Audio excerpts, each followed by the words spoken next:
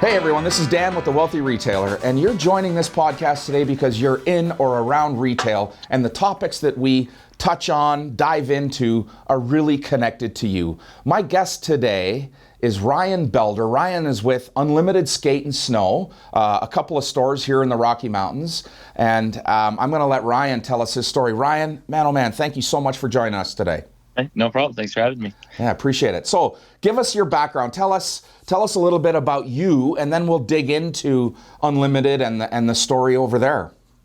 Okay. I grew up in Rocky Mountain House, Alberta, so pretty small town. Kind of ended up going sort of the blue collar roughneck kind of direction into oil, and I was up north in Fort McMurray for a couple of years until I kind of realized I needed to get out of there immediately. Do something, follow my heart, do something a little more enjoyable and follow my passions rather than just chasing the dollars or whatever. So in a roundabout way, I ended up kind of just trusting my gut and getting out to Banff, out into the mountains.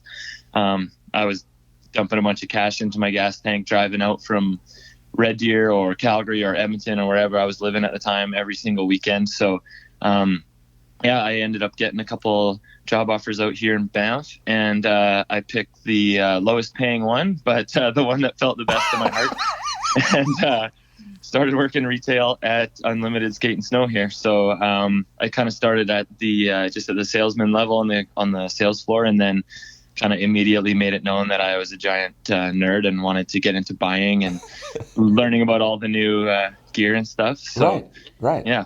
And so for those that don't know, I mean, Unlimited is an iconic store in Banff. And yeah, we're coming up on 25 years this coming next year. So that is so fabulous. And so Ryan, I mean, are you a homegrown ski bum? Is that the deal? You love the mountain?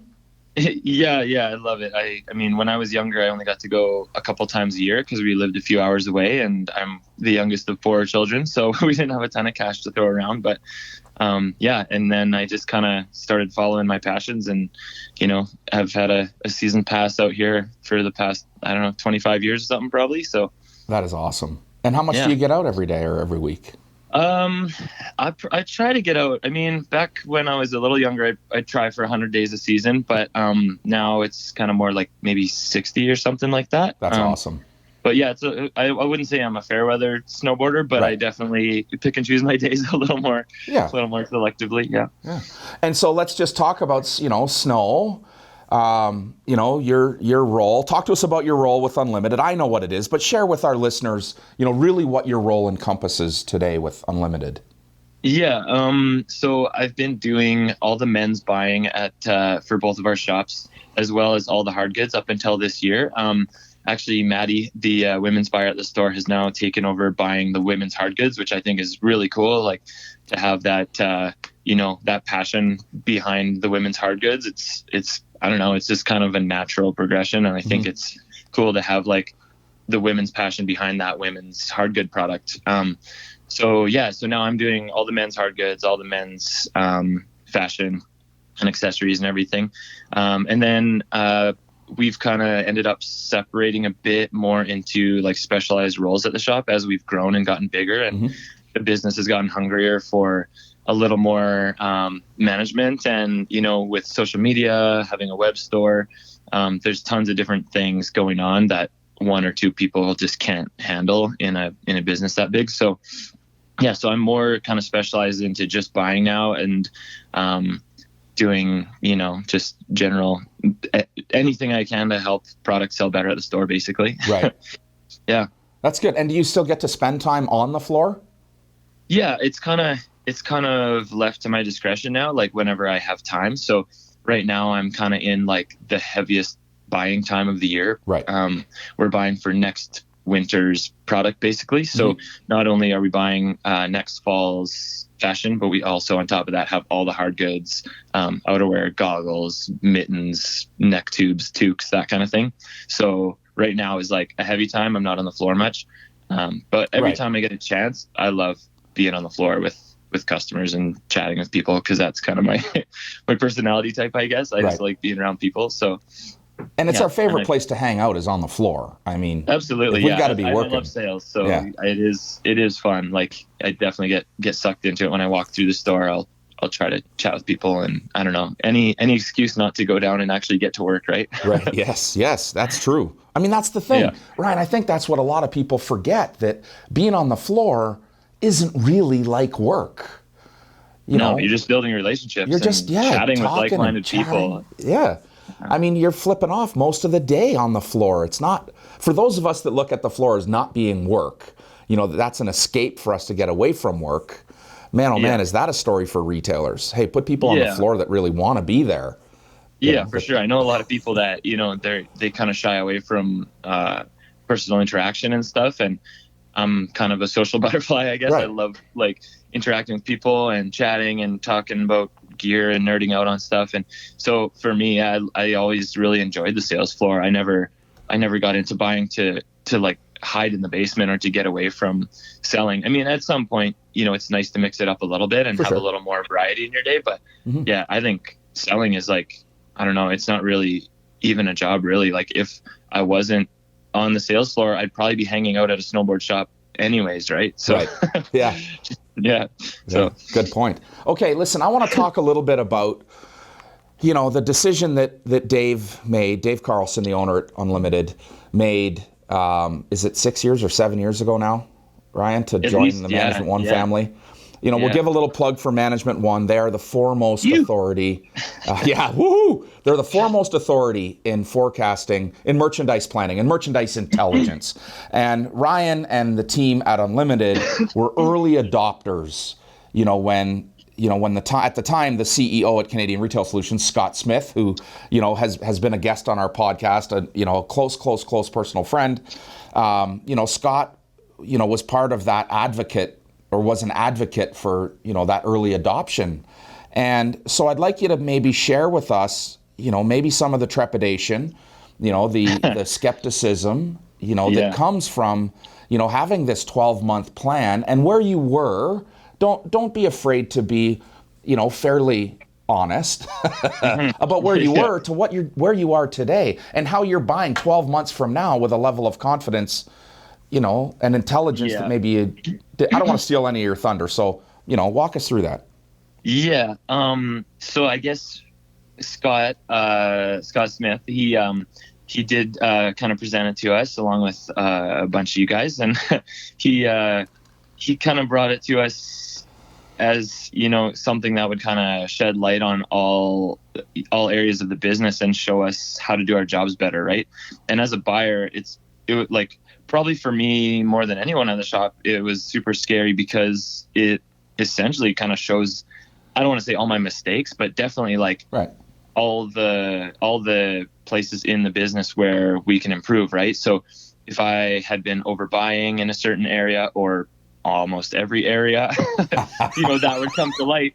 And as the men's buyer and the hard goods buyer, I was buying probably 3/4 of the stock in the store. So, I mean, it was obviously kind of scary for Dave and Jen, the owners, because they had to pay for it and they had to commit to the system. And, they needed to know whether Maddie and myself would embrace it as the buyers and to really invest ourselves in it, or if we'd be scared and, it'd be a waste of money. So we basically did a month or two of it and immediately started seeing just like pinpoint like actions that would immediately impact the profitability of our stores. So it was like pretty crazy because off the first few months we ended up with a lot of actions that we needed to take, like pretty drastic stuff. But as time went on and we adjusted our buying style and adjusted our strategy, I guess, like now it's just small things here and there, and it's stuff that we've been trained to kind of find ourselves almost. So we're able to read the reports and, dig deeper into the numbers and find little ways to nitpick and find more margin here, turn product faster there, and really affect our margin and the return on investment. Right. So it was really scary. And I'm honestly, like I kind of mentioned before, I'm more of a people person. I'm not a real analytical numbers person. Whereas Maddie is. So it's kind of good to have different people on the team that feed off different parts of it. But the more we dig into it, it gets pretty addictive, and you can really, really like chase after it. And like, it really, I'm more of a sports guy, I guess, really. So when I get analytics that way, I kind of feed off it. Like, so when it's presented to me or when I'm able to dig into it, I can just see little things here and there to grasp onto and like really chase after, whether it's, some discounts or just faster turns by displaying things better or whatever. Yeah. And so, I'm going to say that, I'm wholeheartedly in love with Management One and what they do. I'm a huge advocate, but this is really not about Management One. This was about, or is about, your ability to adopt a tool into your process that has given you, the opportunity to look at what you've been doing differently. That tool may be the best tool on the planet in my mind, but it is still about, Ryan's ability, Maddie's ability, Dave's ability, to invest in a tool that actually has changed the business. Yeah. And even the biggest thing I see too is not only just investing in like purchasing the tool or paying for it or whatever. It's also, I don't know how to explain this, but basically like investing in the people and the time and the effort to dig deeply into it, right? Like I always say, like, even if you were to just get Management One and get your monthly report card from your affiliate and have the wizard for Management One come and say, you need to do these 5 things this month, that would so drastically improve your business and your profitability. It's insane. But if you have an amazing boss like I do, who is willing to put more people on the job, basically pay a little more to have epic staff that'll dig into it and really crush it. That's another thing too, where really we don't just like get a report card and do a few actions. We all month are like nitpicking at it and digging through it and finding things in it. Like, it really, if you want to think about it that way, it gives you a lot more work to do, but it's all work for a purpose. It's not just spinning your wheels. It's like, we actually we come up with jobs for ourselves where we're like, oh, this class, maybe it's, let's say, for example, men's hoodies in the store. If it's sucking wind, we can dig into it and figure out what the problem is, whether it's, we're displaying it improperly, or, we need to freshen up the stock, or whatever the case is. And you come up with more work for yourself, which, it's not like we all are not busy enough. But if it's all work that makes your business more profitable, then you can invest another person into doing those tasks and stuff. It's cool. And it's very much about realigning how you think about the business. It isn't as much about, being able to analyze the data, but it is a realignment of the way you think and the way you look at the business. Oh, yeah, absolutely. Yeah, that's awesome. Especially for someone like myself, like I said, who is not necessarily like an analytical numbers person. Right. Like, I look at it as like, build relationships, sell to those people, if you build a relationship and make somebody comfortable in the store, when it's time for them to purchase something, they're going to come to us and purchase it. But there's so much more on the back end where we can, make sure that when they do come to the store, we have the exact perfect brand mix and the exact perfect product mix and the right amount of things, and we're turning stuff fast enough. So, and I think, Ryan, that's a really great segue into the power of science when married with the art on the floor. You're looking at it from a very scientific level. This is why these hoodies are or are not working. And it's not about, the customer or the salesperson as much as it is you take ownership of the inventory and say, hey, we're outsized, we're out categoried, we're oversized or over displayed. You're really looking at the business, through a very critical eye, a judgmental eye, which I think gets you a better result. Yeah, for sure. It definitely, if you're not a humble person, you will be after using them one. Like, you can't BS through it and make excuses. Like, if you have a hoodie that's in the store for 3 months, it's had its chance in the sun and it hasn't sold, then there's a reason, and it's time to get rid of it. Like right now, right? If you're not turning it fast enough, you either didn't display it right or you bought the wrong stuff or whatever. But really, it doesn't matter. It's just time to move on to the next thing, and it just helps you make those decisions like that. Like, you're not and you're not so invested, like, oh man, I really like that hoodie and it didn't sell. Like, why didn't it sell? Maybe I have bad style or whatever the case, but it doesn't matter. It's just get rid of it, move on to the next thing, make the best choice. And it just helps you just make those decisions quick and with numbers and math and science behind it, which is awesome. Because if you're emotional, then it's hard to let stuff go when you're invested in it. Right. For sure. Hey, listen, you guys have just come through what I would call a big reno, right? Yeah. And so how much of that, when you're planning your buy and your merchandise assortment, how connected was that to the reno? Yeah, well, it kind of was a quick snap decision. So through some random circumstances, we ended up kind of getting pushed in the direction of renovating. Right. We didn't necessarily buy leading up to the renovation with the renovation in mind. We bought, we're on Main Street in Banff. We get 7 million tourists a year walking past our store. And, we had to move for 2 months into a temporary space that wasn't on Main Street. So that did affect things for sure.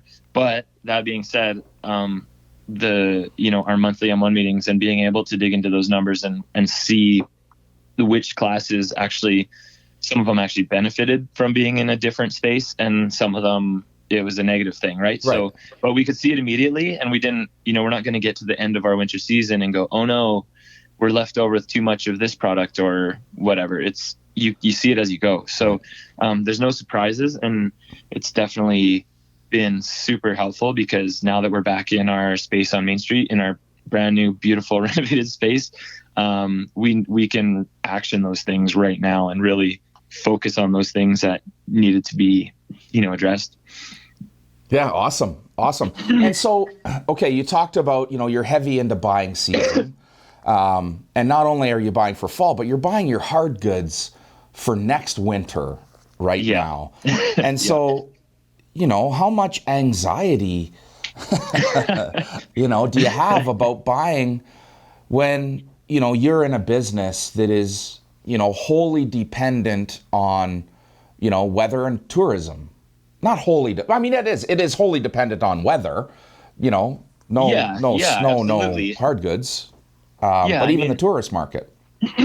Yeah, you never know who's going to get off the plane next year, right?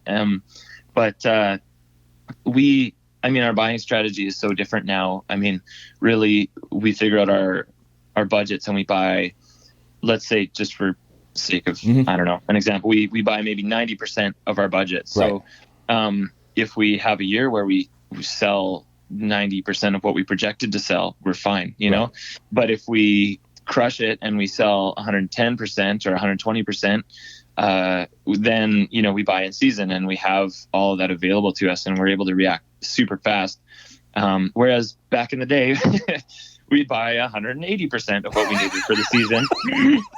And then you get M1 and they tell you that you need to put 50% of it on sale. So, depending on if we have a bad snow year or, some weird random thing happens and less people come here, then we're pretty prepared for it. Right. But, it is a little stressful buying hard goods. It's, most people that buy for fashion stores, they're turning fast, right? They're turning product through the store quickly. But there's only one winter season per year, and you don't buy 3 times for it. You buy once for it, and you buy early, right? So we have snowboards landing in August and September, for a snow season. The hills don't open until November 10th or so. So it's kind of a different model, but you just gotta. I've been doing it for 13 years now, so I'm a little more comfortable with it. And doing it well, Ryan. Let's, you do it really well. Your ability to adopt, that tool and new ideas and a new way of thinking is commendable. That's part of the challenge in independent retail today. People are so stuck in the way they've always done it.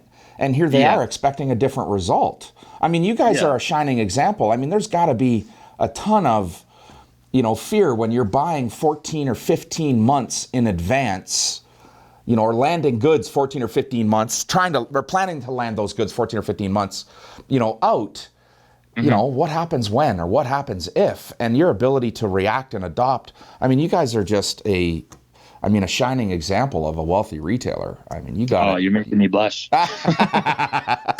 That's awesome. Okay, listen, I want you to, before I get off the unlimited topic, I want you to tell everybody, exactly how to find you guys, where to get their gear, where to check you out.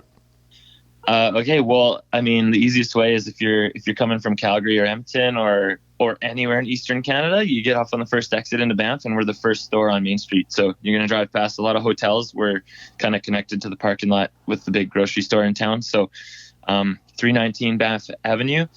We are, you're going to see a fancy, sparkly new storefront that we just renovated. So, definitely come in. We got a massive selection. And the best part about our shop is that you're not getting staff that are regurgitating stuff off of a website or out of a catalog. Everybody at our shop is super passionate about snowboarding, skateboarding, fashion. They all live it every day. And every month our boss takes us for a shop ride day with the whole staff, and one of the brands we sell comes out with all their demo boards. So all the staff have ridden every brand in the store. Everybody is out, 60 to 100 days every year.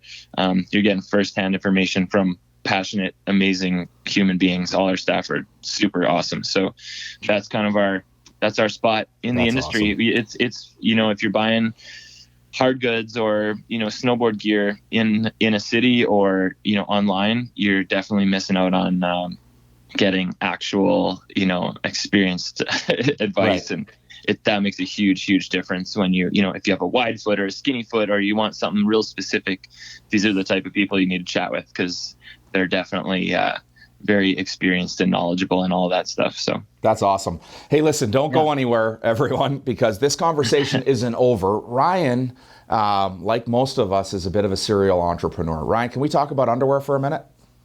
Yeah, absolutely. All right. Talk to us about your underwear brand and how that came to be. And tell us the story. So I've just alluded to, let's talk about underwear, but really tell us about the story. Okay. So my wife, Jen, and I, first of all, Jen used to be a buyer as well at Unlimited. And, we got married, and we've always kind of been pretty hungry for, the next thing, and what's, and that, we just wanted to start something for ourselves and, have that unlimited possibility of growth, and that, at a day job, you can only go so far. And you definitely want to, at some point, maybe some people don't have the desire to start something for themselves because it's super scary and it takes a lot of time and investment and stuff. But, my wife is super passionate about bikinis and being on the beach and stuff. So she has this brand that she loves called Acacia Swimwear, and they had they did like an intimates line, and it was basically their beautiful bikinis, but in a little bit of a softer, more intimate fabric.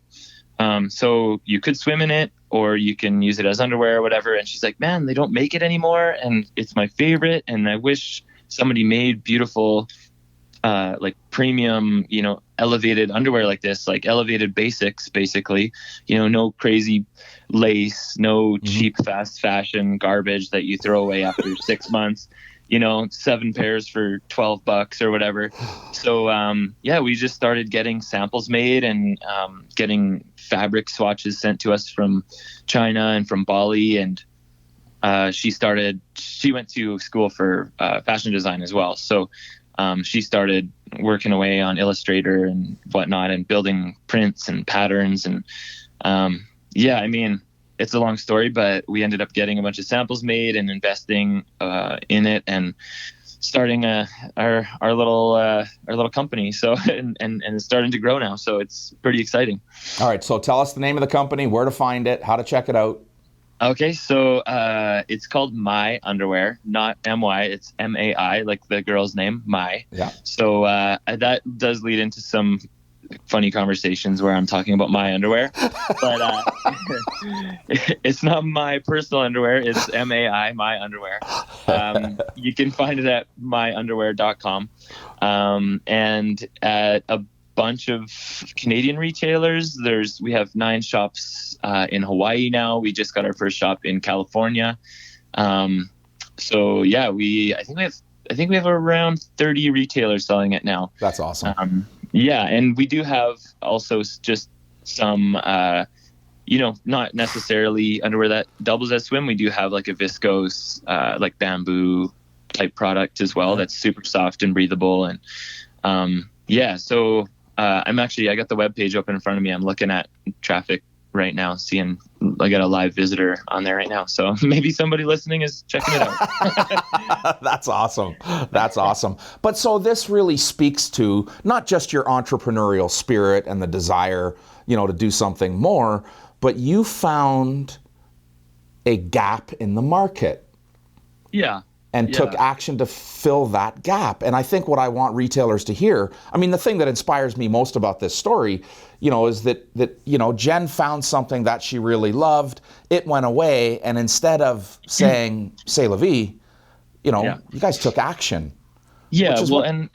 I think as a buyer too, both of us have we've seen a ton of product, right? Like we've had, a million t-shirts flashed in front of our face, like buy this t-shirt with a chest graphic, and eventually you get kind of jaded to certain stuff and you start seeing patterns and you start seeing like just fast fashion stuff that just gets thrown away, and bad quality product that's just companies promoting just mass consumerism and disposable garbage product. And that was really one of the things that we were just like, man, like they're like, it sucks to see, like, you shouldn't have to buy 7 pairs of underwear for $20 because your other ones just fell apart. You should, like, there should be a desire for people to want nice quality things that last a long time, and people being conscious of what kind of factory it came out of. And, if you can buy 7 of something for $20 in Canada and the person selling them to you is making $20 an hour, right, on the other end of that, somebody's not getting paid properly and they're not in good working conditions. So that was also a big part of it too, was just trying to offer something that is timeless and beautiful and made well in a place where people are treated properly, So I don't know, that's admirable. So you definitely have a bit of a, I want to say a social conscience when it comes to, where products are being, manufactured. There's a big difference between designed in and made in, Yeah. It'd be pretty impossible not impossible. It's to make something in Canada and profit from it. You could definitely do it, but you have to charge so much for it that it's hard to, hard to, there's people have social conscience, but only until a certain price point, right? Right, until everyone's price quality value equation is upside down, and then they go back to, well, I'm going to maybe look at the cheaper option.